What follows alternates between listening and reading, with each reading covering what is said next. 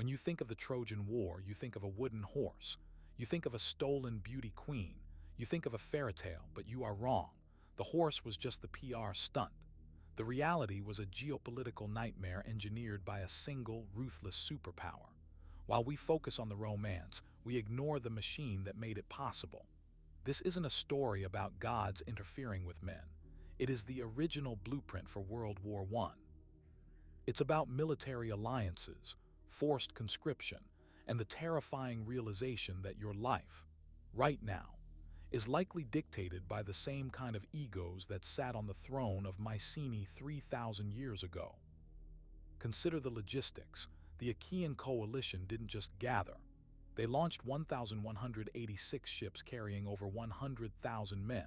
In the Bronze Age, that isn't an army. That is a moving nation.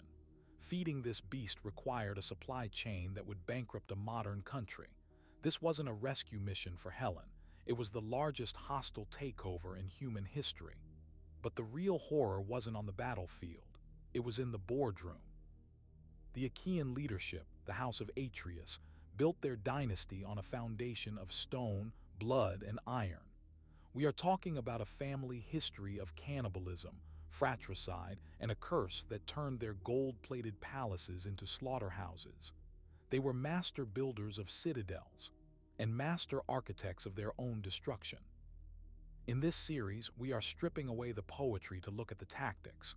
We will dissect the geopolitical landscape of the Aegean, the brutal efficiency of the Mycenaean war machine, and the specific warlords who turned a regional dispute into an apocalypse.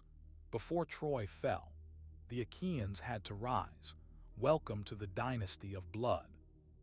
Let's start in the south, in the valley of Laconia. Forget the 300 Spartans you see in movies. That militaristic state is centuries away. The Sparta of the Bronze Age was different. It was a luxury asset. King Tyndarus wasn't running a boot camp. He was sitting on a geopolitical gold mine, and he held the two most valuable commodities in the known world. Clytemnestra and Helen. History remembers their beauty, but Tyndarus saw their leverage. In a world without written constitutions, daughters were living treaties. To marry one was to sign a contract of non-aggression. To control both was to control the peninsula. Enter the House of Atreus. Agamemnon, the High King of Mycenae, didn't just want a wife, he wanted a monopoly. He claims Clytemnestra for himself, securing the older political anchor. But he doesn't stop there. He maneuvers his younger brother, Menelaus, to marry Helen. When Tyndarus stepped down, Menelaus took the throne of Sparta. Do the math. One brother rules the north, the other rules the south. This wasn't just a marriage, it was a corporate merger. By installing his brother as a proxy ruler, Agamemnon effectively annexed Sparta without drawing a sword. The Atreides dynasty now controlled the entire board, or so they thought. To understand Agamemnon's ambition, you have to understand the map. Greece wasn't a nation. It was a knife fight in a phone booth. It was a fractured collection of rival city-states, Argos, Pylos, Ithaca, Thebes, each one ruled by a local warlord who would sooner slit his neighbor's throat than bow to him. There was no emperor. There was no capital. So, how do you herd a group of sociopaths into a single army? You build a monument to fear. This is the Lion Gate of Mycenae. Even today, the engineering is baffling. The Greeks called it Cyclopean masonry because they believed only giants could have moved stones this heavy. Agamemnon didn't build this for defense. He built it for intimidation. When foreign kings arrived at Mycenae, they had to walk under those 20-ton lions. The message was clear before a word was spoken. We are bigger than you. We are stronger than you. But intimidation wasn't enough. Agamemnon needed a team, and he assembled a who's who of Bronze Age violence. From Phthia, Achilles, the nuclear option, uncontrollable but necessary. From Ithaca, Odysseus, the fix-it man, the strategist who could talk his way out of hell. From Salamis, Ajax, the tank, a walking siege engine. These men weren't subjects, they were peers, rival CEOs with their own armies and their own egos. Agamemnon couldn't order them to die for him. So why did they follow him? Simple, the gold standard.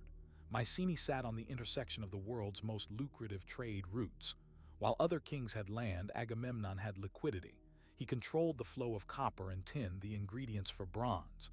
He didn't just promise glory, he financed the operation. He put the entire Greek world on his payroll. This wasn't a brotherhood of heroes. It was a syndicate, a coalition held together by the most powerful force in history, greed. Agamemnon had built the machine. He had the money, the generals, and the soldiers. The gun was loaded. All he needed now was an excuse to pull the trigger. If Agamemnon was the CEO of this war, Achilles was the nuclear option. Born in the mountains of Phthia, Achilles represented a terrifying anomaly. He wasn't just a soldier, he was a biological weapon. The son of a sea goddess and a mortal king, he was the result of a divine cold war. A prophecy stated that Thetis' son would be greater than his father. Zeus was terrified of being overthrown, so he offloaded the risk onto a mortal. The result? A killing machine with the arrogance of a god and the mortality of a man. We've all heard the story. His mother dipped him in the river Styx, making him invulnerable everywhere but his heel. But look at this tactically. Whether magic or training, the result was the same. On the battlefield, Achilles moved faster than the eye could follow. He didn't wear heavy armor because he didn't need it. To the average Trojan conscript, he didn't look like a man. He looked like a glitch in reality. He was the first example of psychological warfare embodied in a single soldier. But talent requires discipline. Enter Chiron. Forget the friendly Disney centaur. Chiron was the mentor of heroes because he ran the Bronze Age equivalent of Navy SEAL training. He took Achilles and his companion Patroclus into the wild. He stripped away their humanity and replaced it with instinct. Patroclus was the anchor, the human element that kept Achilles sane. Achilles was the sword. Patroclus was the hand that guided it. But even weapons have expiration dates. Thetis knew the prophecy, glory and death or peace and obscurity. She chose peace. She hid the greatest warrior in Greece on the island of Skyros, disguised among the king's daughters. It was the first recorded case of draft evasion, but Agamemnon needed his nuke, so he sent his best spy, Odysseus. Odysseus didn't use force, he used a psyop. He staged an attack. While the court fled, one girl didn't run. She grabbed a sword, cover blown. The asset was activated. Achilles didn't arrive alone. He brought the Myrmidons. Legend says they were created from ants. Tactically, that makes perfect sense. They were the perfect shock troops. No fear, no hesitation. A hive mind dedicated to a single purpose, following their leader into the abyss. Agamemnon had the fleet. He had the money, but now he had the kill squad. If Achilles was the brawn, Odysseus was the brain, king of Ithaca, the man of many devices. In a coalition of brutes and megalomaniacs, Odysseus was the only adult in the room. He wasn't the strongest, he wasn't the fastest, but he was the most dangerous man alive because he understood asymmetric warfare. Achilles fought with a spear. Odysseus fought with information. His talent wasn't accidental, it was genetic. His grandfather was Autolycus, the king of thieves.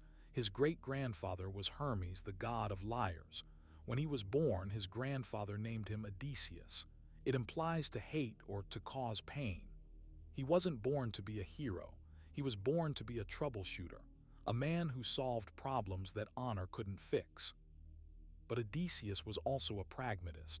When the summons for Troy arrived, he ran the numbers. 10 years of war, high casualty rates, economic stagnation for his island. The ROI, return on investment, was terrible, so the smartest man in Greece tried to break the contract. He didn't flee, he feigned insanity. He sowed his fields with salt, acting like a madman to avoid the draft. It was a brilliant legal defense. But Agamemnon sent Palames, another intellectual, to audit the madman. Palames threw Odysseus's infant son in front of the plow.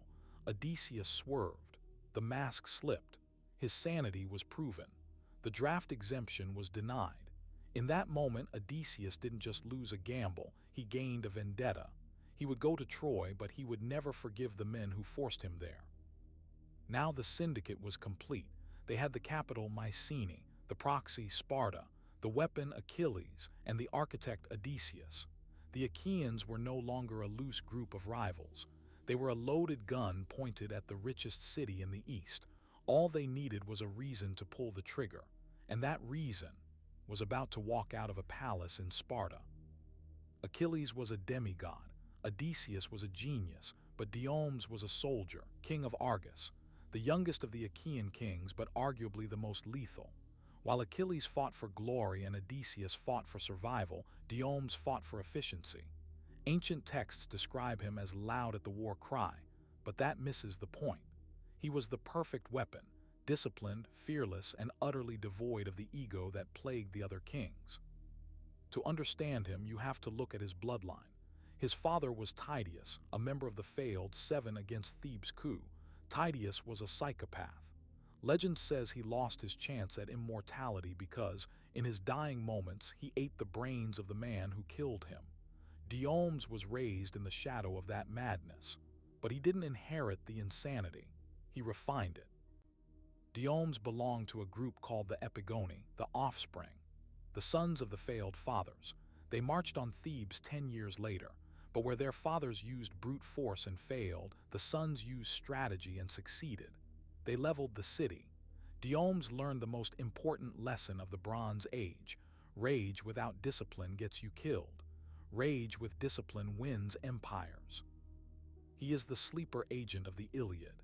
He doesn't have the fame of Achilles, but look at his resume. In the war to come, Diomedes is the only mortal man to attack the gods and survive. He wounds Ares. He strikes Aphrodite. He is the god breaker. When Agamemnon needed a hero to pose for a statue, he called Achilles.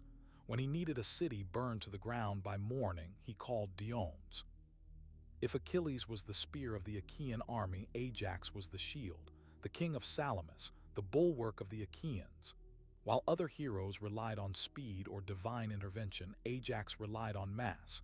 He was a biological anomaly, described as a giant head and shoulders above the rest. In a war of movement, he was the anchor. When the battle line broke, you didn't run to the ships, you ran to Ajax. He didn't retreat, he didn't maneuver. He simply occupied space that the enemy wanted and dared them to move him. His primary weapon wasn't a sword, it was a wall. His shield was an engineering marvel of the Bronze Age. 7 layers of cured ox hide, capped with a layer of solid bronze. Ballistically speaking, it was impenetrable. Arrows bounced off it. Spears shattered against it. Ajax wasn't just a soldier, he was a mobile fortification. He could create a safe zone in the middle of a slaughter, effectively turning an open field into a siege battle. But here is the most terrifying thing about Ajax: he fought alone. In the Iliad, Diomedes has Athena, Achilles has Thetis, Paris has Aphrodite, Ajax. He has nothing but 7 layers of cowhide and a bad attitude. He is the blue-collar worker of the apocalypse. He takes the hits, holds the line, and retrieves the bodies, including Patroclus. He does the dirty work that allows the stars like Achilles to shine. He was the cousin of Achilles, the other grandson of Zeus, but he was always the second best. And in the high-stakes ego contest of the Achaean camp, that is a dangerous place to be. Ajax represents the tragedy of the dutiful soldier. He followed orders. He held the line. He never asked for glory. And in the end, the system would break him for it. Finally, we have the old guard, Nestor of Pylos. If the other kings were the executives, Nestor was the chairman emeritus. He wasn't just old. He was a statistical anomaly. In a world where men died at 30 from infection or swords, Nestor had outlived 3 generations of heroes. His origin story is a massacre. When Heracles, yes, that Heracles, wiped out his entire family, Nestor was the sole survivor. He didn't rise to the throne, he inherited a graveyard. And he turned it into a kingdom. When Achilles was in diapers, Nestor was sailing with Jason and the Argonauts. He fought the centaurs. He hunted the Caledonian boar. He walked with the giants of the Golden Age. So when he speaks in the War Council, he isn't rambling. He is citing legal precedent. He is the only man in the army who can look Agamemnon in the eye and say, "I knew your grandfather, and he would have handled this better." That kind of leverage is impossible to buy. His value wasn't on the battlefield, it was in the boardroom. The Achaean coalition was a mess of fragile egos. Agamemnon was power-hungry, Achilles was emotionally unstable. Nestor was the chief of staff. He was the glue, the mediator. The only reason the Greeks didn't start a civil war on the beach at Aulis. He managed the personalities that managed the war. And this isn't just myth, we have the receipts. The palace of Nestor in Pylos is one of the best preserved sites in Greece. Archaeologists found thousands of linear B tablets there. Why? Because Nestor ran a tight ship. He was an administrator, a diplomat, and a logistical genius. He knew that wars are won by supply chains as much as by spears. But survival has a price. To live 3 lifetimes means you watch everyone you love die. He would bury his friends. He would bury his brothers. And eventually, at Troy, he would bury his favorite son, Antilochus. Nestor represents the memory of the war. He is the witness. And the witness has to watch it all burn. And finally, from the island of Crete, Idomeneus. Agamemnon had the power. Achilles had the fame, but Idomeneus had the pedigree. He was the grandson of Minos, the heir to the Minoan civilization, the first true superpower of Europe. By the time of the Trojan War, the Minoans had fallen, absorbed by the Mycenaean war machine. But Idomeneus remained. He was the old money of the coalition. His presence gave Agamemnon something gold couldn't buy: legitimacy. Let's talk logistics. Odysseus brought 12 ships, Achilles brought 50, Idomeneus brought 80. Only Agamemnon and Nestor brought more. In a naval invasion, Idomeneus wasn't just a king, he was the admiral. He provided the heavy transport, the supply lines, and the experienced sailors who knew the treacherous waters of the Aegean better than anyone. Without Crete, the army doesn't get to Troy, period. He was one of the oldest men on the battlefield, second only to Nestor. But unlike Nestor, who stayed in the back, Idomeneus led from the front. There is an old saying, beware the old man in a profession where men usually die young. Idomeneus was that man. He didn't have the speed of Achilles, so he relied on brutality. He is credited with killing over 20 high-ranking Trojan officers. He wasn't there to duel, he was there to exterminate. He also brought a secret weapon, Myrmidons, his nephew, his charioteer, and his executive officer. In the Iliad, they operate as a single tactical unit. Myrmidons wasn't just a driver, he was a lethality multiplier. Together, they held the line when the heroes were too busy sulking in their tents. When the Trojan prince Hector broke the gates, it wasn't Achilles who stopped him. It was the old guard of Crete. The coalition was complete.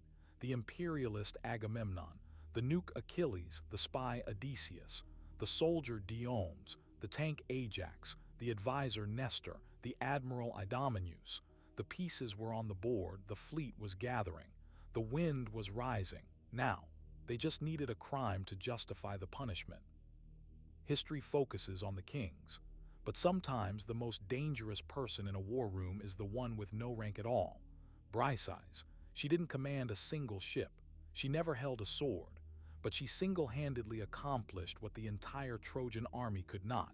She broke the Achaean alliance. She is the flashpoint, the spark that turned the CEO Agamemnon against his best general Achilles.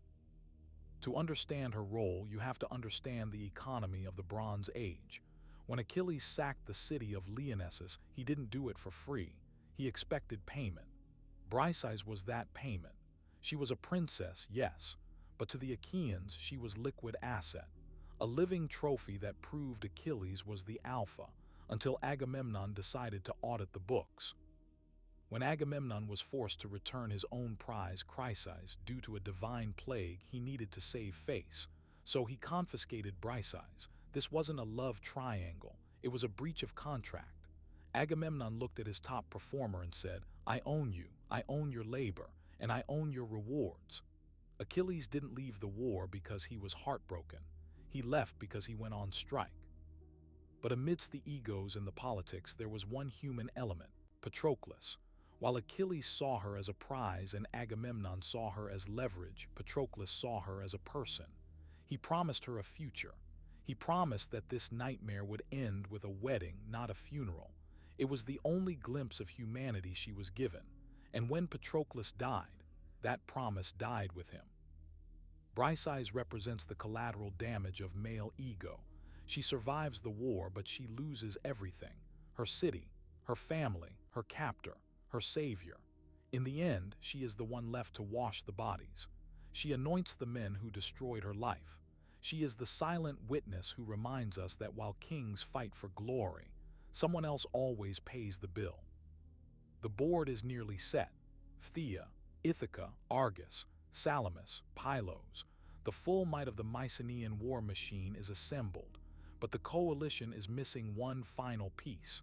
To legitimize this war, Agamemnon needs the weight of history on his side. All right, let's set the stage. Before ships launch, before Troy burns, let's look at where everyone was right before the war started. We'll start with Achilles because, well, how could we not? So here's Achilles in Phthia, way up in northern Greece. This is home base for the Myrmidons, his elite warriors, and it's where he grew up under the care of his father Peleus and the centaur Chiron, learning how to fight, hunt, and strangely heal. Now before the war, Achilles actually disappears for a bit.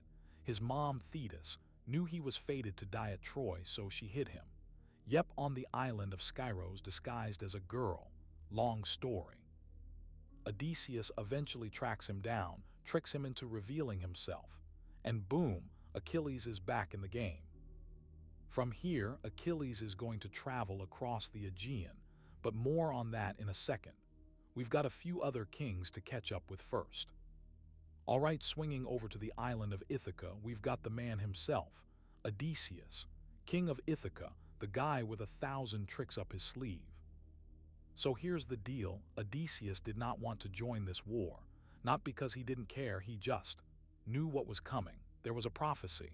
If he went to Troy, he'd be gone for a long time and he'd suffer for it. So what does Odysseus do? He fakes insanity, starts plowing a field with salt.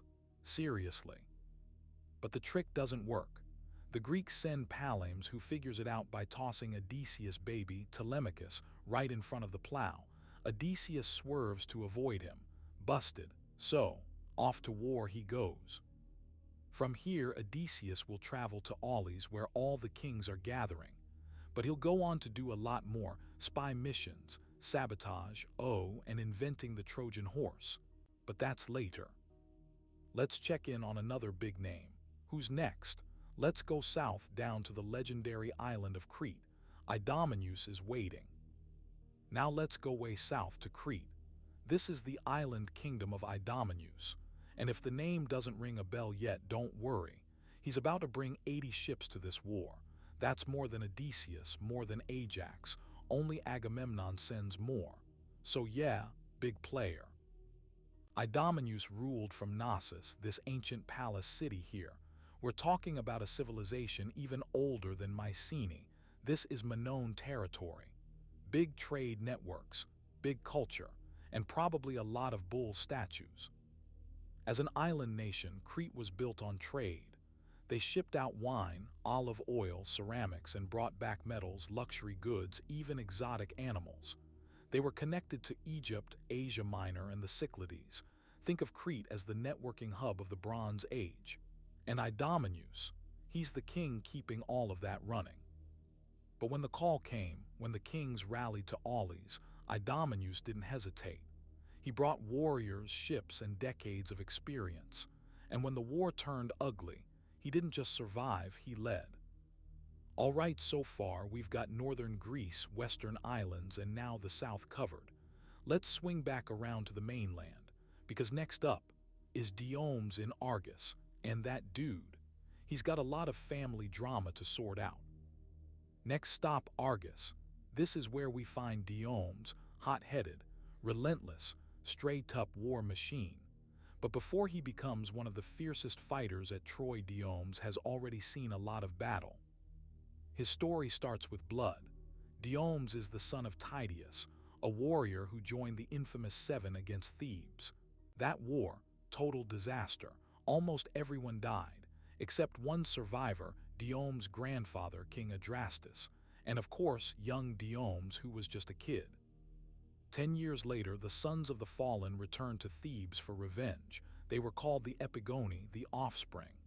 Diomedes fought in that campaign and helped destroy Thebes. That's his warm-up before Troy. So yeah, this guy is battle-tested. And Argos, it wasn't just a war city, it was a trade hub too. Located right here in the northeastern Peloponnese, Argos sat on inland and coastal routes. It had easy access to Corinth, Mycenae, and even Crete by sea. They dealt in bronze, weapons, pottery, and textiles, and Argos was known for its horse breeding, which was a huge deal back then. So when the call to arms came, Diomedes didn't just show up. He showed up with cavalry, warriors, and battle scars. And unlike many kings, he didn't need a god to help him fight. He had Athena and his own ruthless will. All right, we've got warriors coming from the north, west, south, and now the heart of the Peloponnese. Only a few more left to check in on. Let's move on to Pylos and the oldest king in the game, Nestor. Now we're in Pylos down here on the southwestern coast. This is the home of Nestor, the oldest of the kings going to Troy, and probably the wisest. But don't let the age fool you. This guy has lived through 3 generations of war. Nestor is the son of Neleus, and when Heracles came to sack Pylos, Nestor was the only one of his brothers to survive. He rebuilt. He ruled. And he fought in everything from the Caledonian boar hunt to sailing with the Argonauts. When the Trojan War begins, he's already a legend. His city, Pylos, was no backwater. In fact, it had one of the best preserved palaces in the Mycenaean world. They called it the Palace of Nestor. You can still see the ruins today. And while not a naval powerhouse like Crete, Pylos was a wealthy, well-connected hub through land trade routes. They exchanged goods with Mycenae, Sparta, and Corinth, dealing in olive oil, livestock, and bronze tools. But Nestor's real strength, his relationships. He knew every king involved in the war, often their fathers too. He wasn't just bringing soldiers, he was bringing stability. He counseled Agamemnon, guided Achilles, and kept the coalition from falling apart, at least at first. Okay, by now we've checked in on most of the big names, and they're all starting to gather, which means it's time for the fleet at Aulis, where everything comes together and where the gods start interfering. Let's start with Menelaus, king of Sparta, but he didn't start as king. Sparta was ruled by Tyndareus, who had 2 daughters, Clytemnestra and Helen, the most beautiful woman in the world. Menelaus married Helen. Agamemnon married Clytemnestra, and when Tyndareus stepped down, Menelaus took the Spartan throne. Easy, not quite. Succession in Greece wasn't a straight path. It was always wrapped in bloodlines, politics, and alliances. Menelaus got the crown, but it was only because the other suitors swore an oath. Protect Helen and her chosen husband, no matter what. That oath, that's what pulls everyone into the war later. Meanwhile, Agamemnon was having a much rougher time. He didn't inherit Mycenae, he had to take it back. See, their father Atreus once ruled here, but when he died, the throne was seized by his rival Thyestes and later Aegisthus. Agamemnon and Menelaus were exiled, stripped of power. They wandered through Greece until Sparta gave them a second chance. With Menelaus marrying into the Spartan royal family, the 2 brothers gained allies. Together they raised an army, marched on Mycenae, overthrew Aegisthus and Thyestes, and reclaimed their birthright. After that, Agamemnon didn't stop. He kept conquering. He expanded Mycenae's reach across the Peloponnese, used his gold-rich kingdom to build power, forged alliances with other kings. So when war came knocking, he wasn't just a king, he was the High King, the one who would command the entire Greek army. So yeah, by the time we get to the war, one brother's chasing his wife, the other's commanding an empire, and it's here between Sparta and Mycenae that the whole thing really begins. Because when Helen disappears, taken by a Trojan prince, Menelaus calls on that old oath, and Agamemnon, he calls everyone else. And now we're ready. Let's head to Aulis, where the kings gather, where the winds stop blowing, and where the gods demand blood. All right, this is it. All the kings, all the warriors, all the ships we've been tracking, they're coming here to Aulis. This tiny harbor is about to become the launchpad of the greatest invasion the Bronze Age has ever seen. But first, it becomes a waiting room for fate. Over 1,000 ships arrive. Phthia, Ithaca, Argos, Pylos, Crete, Salamis, Sparta, Mycenae, each ship carrying warriors, weapons, and the weight of oaths made long ago. The kings assemble under the banner of Agamemnon, who now commands the entire Greek coalition. And yet, they can't leave, because the winds stop, the weather turns, the sails won't fill, the gods are silent, and then Calchas the seer speaks. He says the goddess Artemis is angry, that the Greeks must pay for a crime, a sacred deer slain, an oath broken, or maybe just hubris. And the price? Agamemnon's own daughter, Iphigenia. To make the winds blow again, Agamemnon must sacrifice her. And he does. Whether she dies or is saved by Artemis in secret depends on the version of the story. But either way, the winds return, and the fleet sets sail. This is the true start of the war. Not swords drawn in battle, but a father offering up his daughter so the gods will let him begin the killing. The Greek fleet is now on the move, toward Troy, toward destiny, and they carry with them kings, warriors, and ghosts, many of whom will never return. The Greeks have set sail, but what waits for them on the shores of Troy is a kingdom of its own gods, legends, and secrets. Next time, we look at the other side of this war.